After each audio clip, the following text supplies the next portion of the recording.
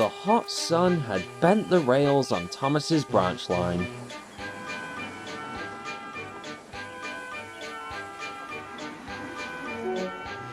While repairs were carried out, Daisy took passengers along Edward's line. She relished in the change of scenery and the attention.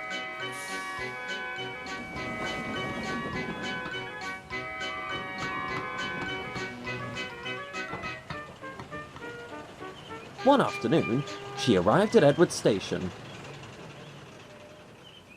Henry stood at the platform, his coaches packed with passengers.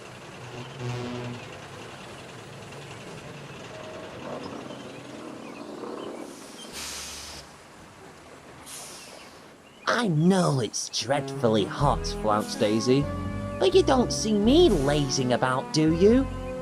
I'm not lazing, glared Henry. I'm waiting for Edward. I need his help getting up the hill.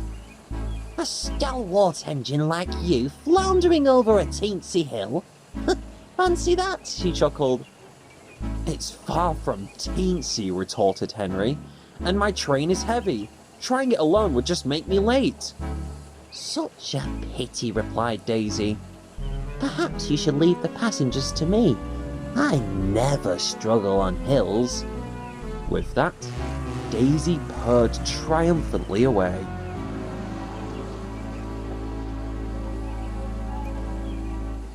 You would if you ever pulled anything, Henry muttered.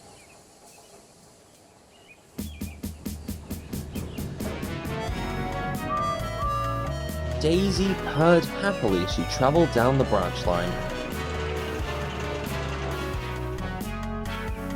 People waved as she passed, and she rolled easily over any inclines in the track. Nothing to it, she smirked. Silly old Henry. I do pity him.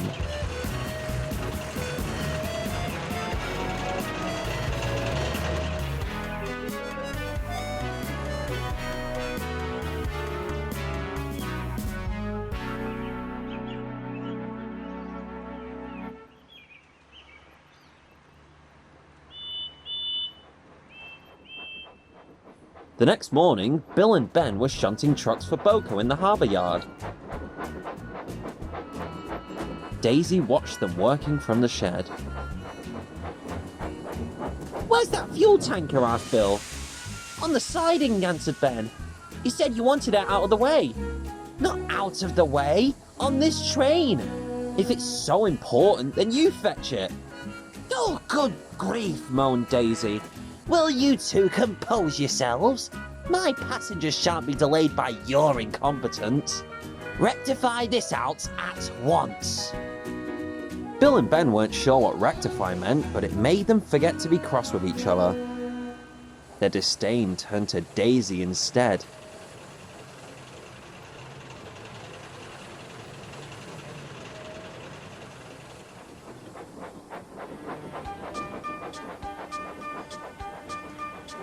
Lazy diesel. If he hadn't been so cross, Bill might have noticed the dripping sound as the tanker was coupled to the train.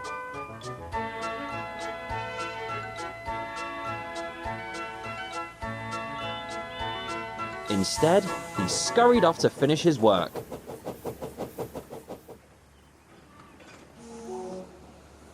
Boko soon left with the trucks none the wiser.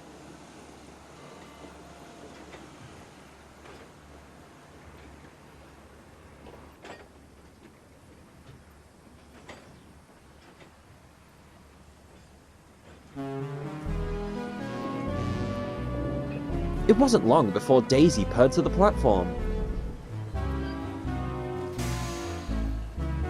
She waited as the passengers climbed aboard. When the guard's whistle blew, she tried to move. But she couldn't. She slipped and slid on the oily rails. Ooh, she shuddered as her wheels spun.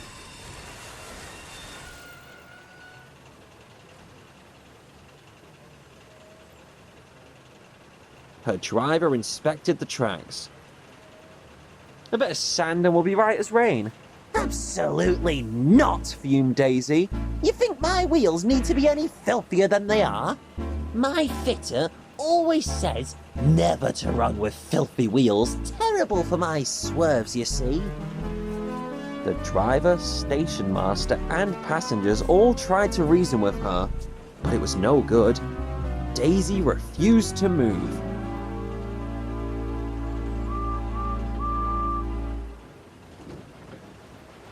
Just then, Edward came along with trucks of china clay.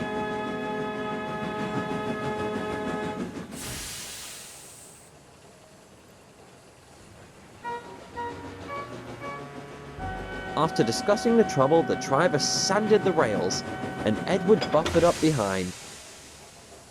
Daisy was puzzled, but not for long.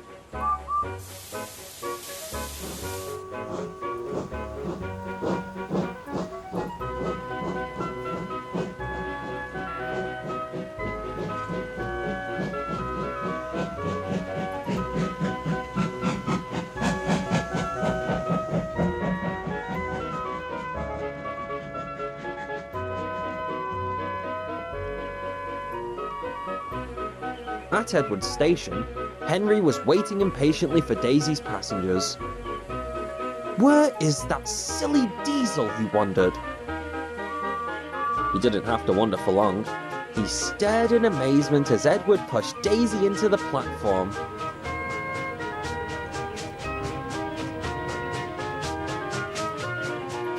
Well, well, well, Henry chortled. Fancy trying a banker for a change, did you?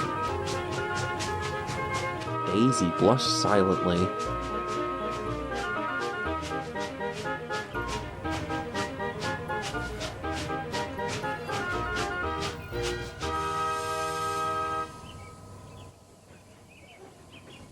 The thing is, continued Henry, they're meant for inclines, not level ground. You poor thing, you must be struggling.